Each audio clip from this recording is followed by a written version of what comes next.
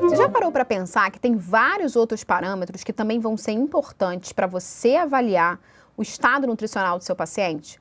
Por exemplo, o balanço nitrogenado. Você já ouviu falar de balanço nitrogenado? Vamos aprofundar?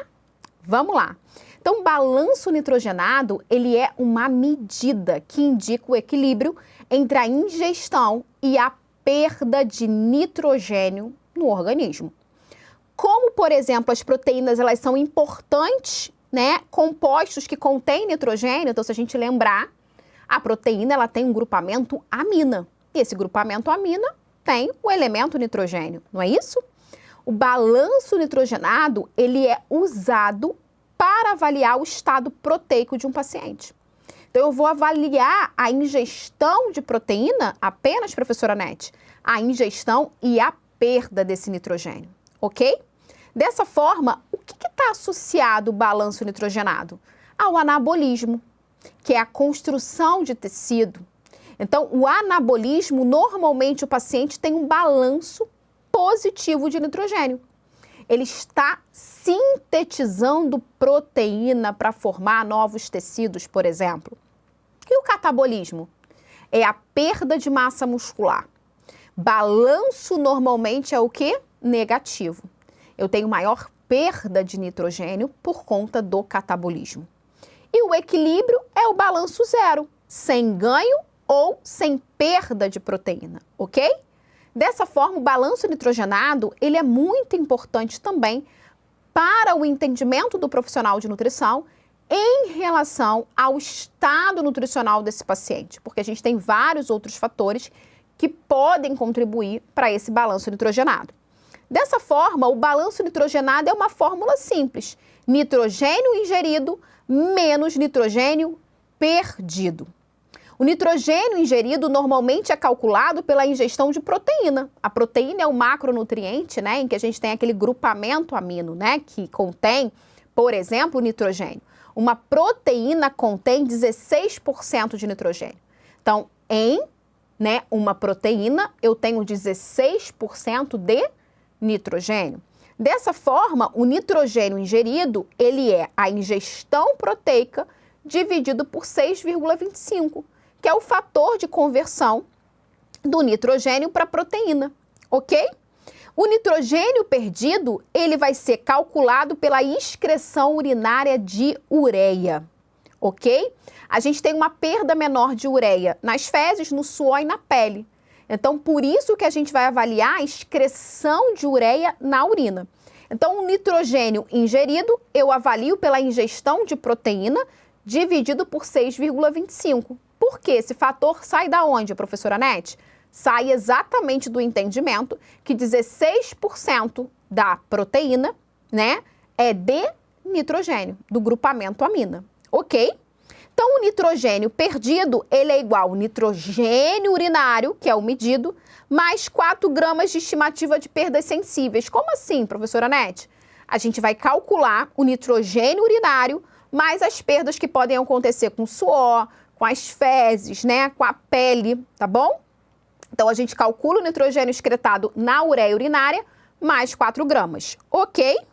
Dessa forma, o que é o resultado do balanço nitrogenado positivo? O que ele significa, um balanço nitrogenado positivo? Mais nitrogênio ingerido do que perdido. E qual a implicação clínica para o nutricionista? O paciente está no estado anabólico, ele está em recuperação, ele está crescendo. Então, crianças, adolescentes, normalmente estão em um balanço nitrogenado positivo. Gestantes, ok?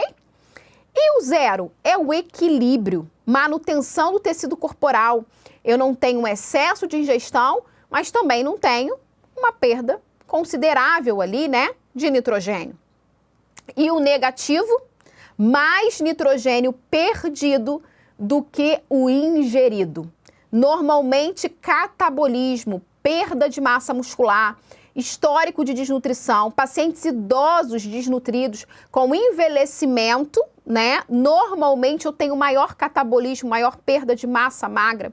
Então, assim como o crescimento, eu tenho uma fase de anabolismo em crianças, em idosos eu tenho uma fase de catabolismo proteico com perda de massa magra.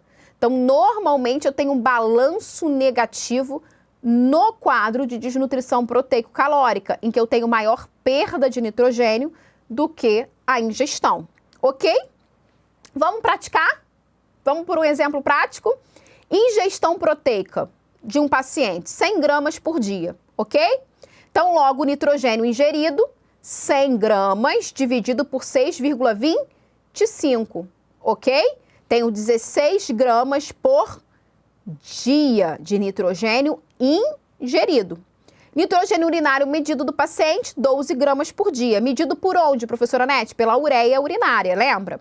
E as perdas sensíveis a gente já sabe que são 4 gramas por dia. Vamos calcular o balanço nitrogenado desse paciente? 16, que é o quê? O nitrogênio ingerido, menos o nitrogênio perdido. Nesse caso vai ser o nitrogênio urinário, 12, mais 4 gramas das perdas sensíveis.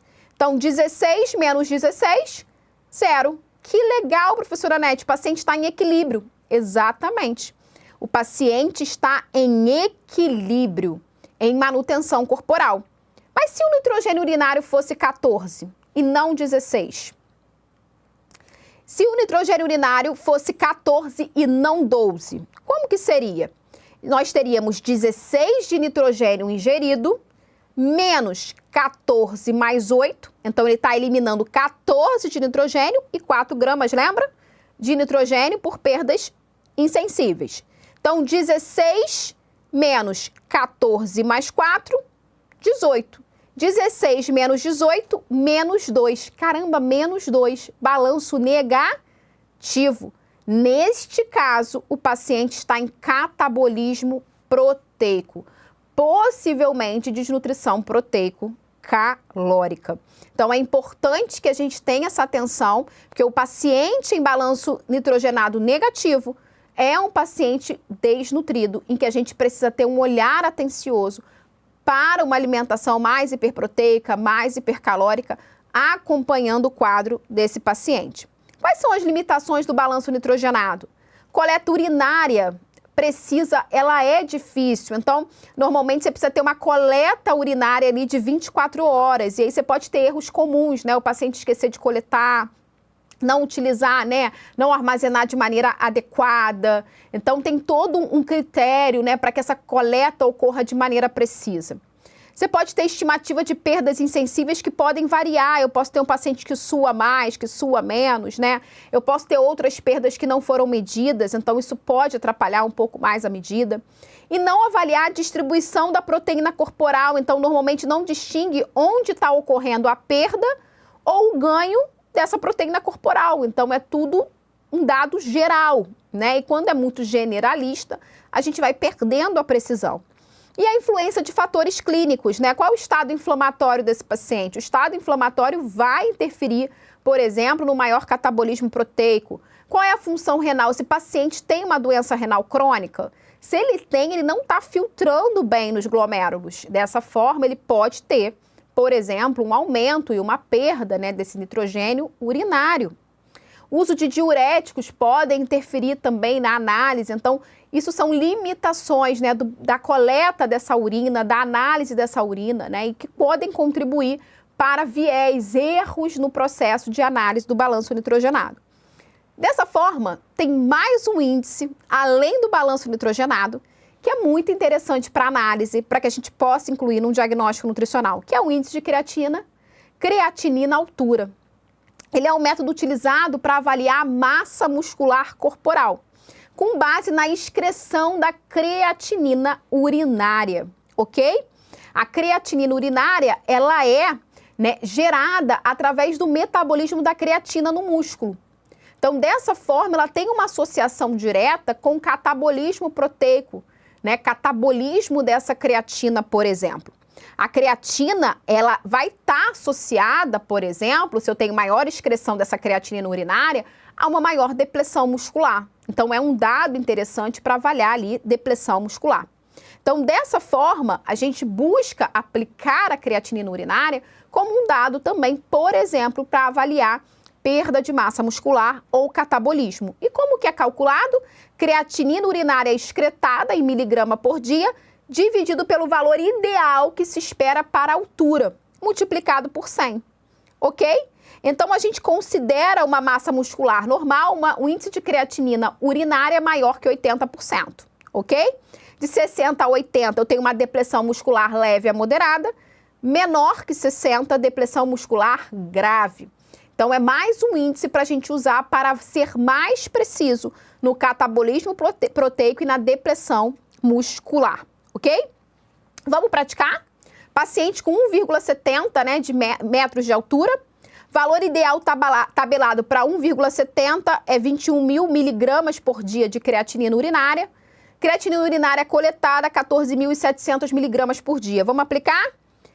14.700 dividido por 21.000 vezes 100, 70%. Se a gente olhar lá atrás, 70% indica depressão muscular leve a moderada, ok? Então, dessa forma, a gente consegue aí ter mais um índice para avaliar esse risco, né, que o paciente possa ter em relação à perda de creatinina e à depressão muscular associada a esse catabolismo intenso de creatina muscular.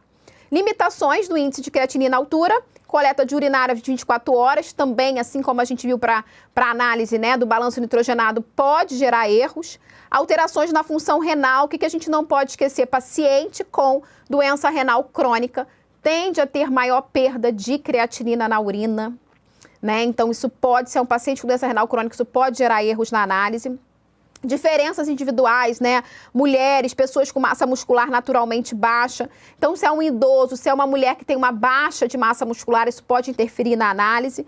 E ele não reflete a qualidade muscular, ok?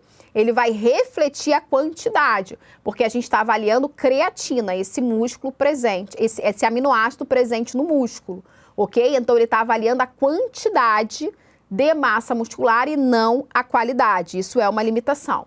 Vamos aplicar, então, esse conhecimento que a gente acabou de falar? Vamos pensar no João, 65 anos, internado com quadro de desnutrição grave e infecção. Ingestão proteica diária do João, 50 gramas. Nitrogênio urinário do João, 10 gramas. Creatinina urinária, 12.000 miligramas por dia. Altura do João, 1,75 metros. Valor ideal de creatina para 1,75, 22.000 miligramas por dia. Vamos calcular o balanço nitrogenado, lembra lá? Quantidade de nitrogênio ingerido menos a quantidade de nitrogênio perdido. Então, eu tenho 8 de nitrogênio ingerido, porque eu tenho 50 gramas, né? Se a gente voltar lá, ó, 50 gramas de ingestão proteica dividido por 6,25, lembra? Logo, eu tenho 8 gramas de nitrogênio ingerido. E eu tenho ali 10 gramas, né, de nitrogênio urinário perdido. Mais 4 de perdas, lembra? Insensíveis. Então, 8 menos 14 dá menos 6 gramas. Logo, o paciente João está em catabolismo proteico intenso. Está com balanço nitrogenado negativo. O cálculo do ICA, 12.000, não é? 12.000 de creatinina urinária para 22.000, né? Que é o valor ideal de creatinina para 1,75 metros. Multiplicado por 100, 54,5. Se a gente olhar lá atrás na nossa classificação, a gente vai observar que ele está com depressão muscular grave, ok? Menor que 60. Dessa forma, o paciente está em catabolismo proteico severo e apresenta grave perda de massa muscular. O que eu preciso fazer? Aumentar a oferta proteica, suporte energético, ou seja, uma alimentação hiperproteica e hipercalórica e acompanhar rigorosamente a evolução do senhor João, porque isso aumenta o risco de comprometimento imunológico, o risco de fratura e logo, né, a melhora da infecção que o paciente João apresenta. Então, monitorar frequentemente para avaliar e reduzir o risco.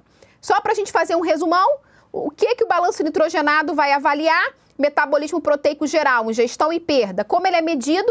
Pelo nitrogênio ingerido e nitrogênio perdido. Interpretação, anabolismo, catabolismo e equilíbrio. Limitações, coleta difícil, né? Porque eu preciso do estado clínico do paciente. E o uso clínico pelo nutricionista. Avaliar a necessidade proteica e o estado metabólico. Índice creatinina altura. O que ele avalia? Massa muscular corporal.